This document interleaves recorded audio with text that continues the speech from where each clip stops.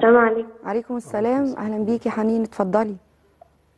انا عندي 13 سنه وبلغت، تمام. وماما بتقول لي لازم تلبسي الطرحه، امم وفي ناس حواليا زي عمتي وكده يعني بيقولوا لي حرام لو هم لبسوك الطرحه غصب عنك. وانتي عايزه ايه؟ انا بصراحه مش عايزه البسها دلوقتي. ليه؟ مش عارفه.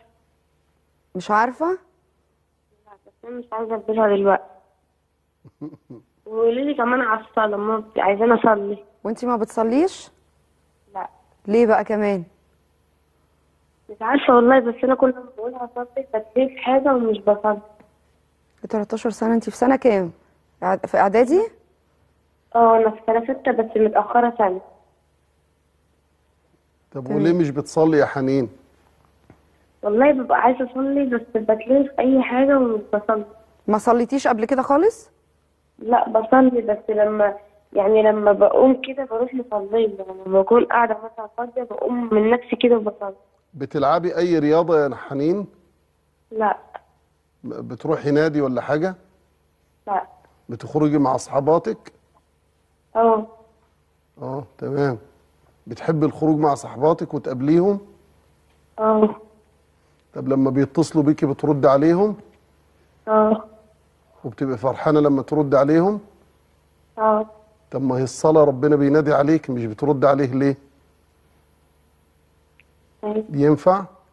لا. طيب ربنا بيحبك ولا مش بيحبك؟ اه بيحبني. طيب لما بابا بينادي عليكي بتسمعي كلامه وتروحي له بسرعة ولا لا؟ ايوه. طب لما ماما بتنادي عليكي مش انت عارفة انها بتحبك؟ ايوه. بتجري عليها ولا لا؟ اه. وبتبقي فرحانة لما تقابليها؟ ايوه. ولله المثل الأعلى. ما هو ربنا سبحانه وتعالى اللي مديلك بابا ومديلك ماما ومبارك لك في صحتهم، ويا رب يبارك فيهم، وبينادي عليك. مش انت شكلك حلو يا حنين؟ اه. والحمد لله ربنا مديك الصحة.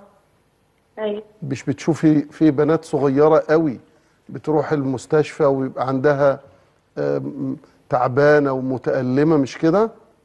ايوه. مش احنا ربنا سبحانه وتعالى مخلي جسمنا حلو ما فيهوش ألم؟ ايوه. طب مش لازم نقول له شكرا؟ ايوه بصلي. ينفع ربنا يزعل منك؟ لا. طيب ما هو بيحبك، هو مش زعلان منك، ده بيحبك خالص. اه. ومديك بابا الحلو الجميل وماما الست الفاضلة والتعليم الحلو والبيت الحلو وشكلك الحلو وعقلك الجميل، وعايز منك بس، يريد منك في اليوم ساعة واحدة بس. كل كام ساعة تروحي كده تتكلمي معاه 10 دقايق، 10 دقايق بس كده كل كام ساعة. ده كتير؟ لا.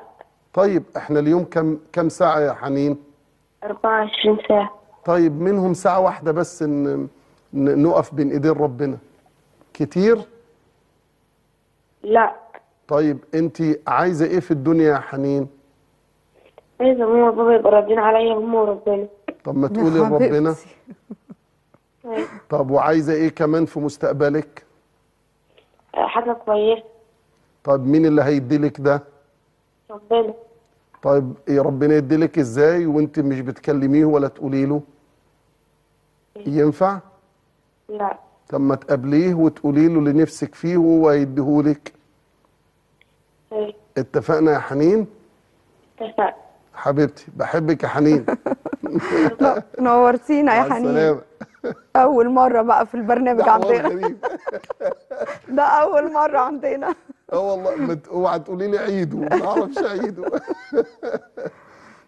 بس هو فعلا زي ما حضرتك قلت، يمكن انا لما كان يقع قدامي حد ويقول لي ما بيصليش، اقول لهم طب انت مامتك وباباك لما بيندهوا عليك بترد ولا ما بتردش؟ يقول لي برد. اقول له طب ينفع ربنا ينده عليك وما تردش؟ اه وانا برضو مع ان احنا نربي ولادنا بعيد عن العنف، بالراحة وبالطبطبة وبالإقناع، مش بالإجبار ولا الإكراه. ومش حرام إنها تلبس الطرحة، لأنه بعض الناس بيقول حرام. لا مش حرام يا دي جماعة. قضيه تانية بقى، الناس الله اللي بتقعد تتدخل وتتكلم بدون فهم. بالظبط، يعني الله يرضيكم، يعني يا تقولوا كلمة حلوة يا تسكتوا أفضل، عشان من إيه ما نوقفش نفس ولادنا أيوة. من طاعة ربنا. يا جماعة الحجاب فرض، الحجاب فرض، أنا ما فيهوش كلام، ولازم نبقى واضحين، والقرآن الكريم ذكر ذلك، وربنا سبحانه وتعالى ربنا قال تعالى: وليضربن بخمرهن على جيوبهن، والخمار هو ما خامر الرأس. يا ألف به لغة عربية، عشان ما حدش يجي يقول لي أصله مش مذكور في الله. يا أخوة مذكور. يا أيها النبي قل لأزواجك وبناتك ونساء المؤمنين يدنين عليهن من جلابيبهن. كونك أنت مش عارف لغة عربية ده موضوعك أنت. يا جماعة القرآن والسنة وأفعال أمهات المؤمنين وأفعال زوجات الصحابة حجاب، منتهي الكلام.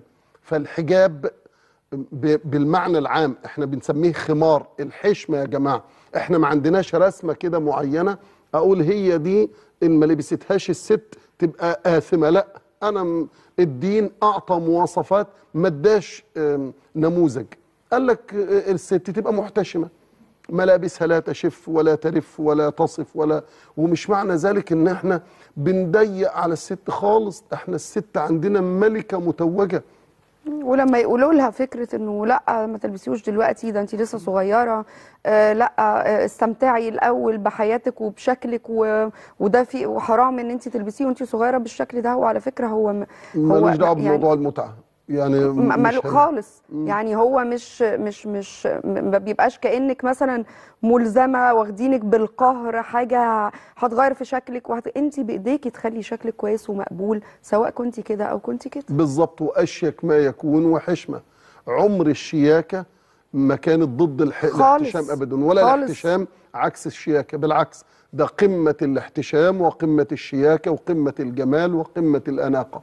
بالراحه، واقنعوا حنين وبالراحه قوي لما تقتنع وتلبس اشيك حاجه وتغطي شعرها باشيك ما يكون برغبتها واقتناعها واختيارها.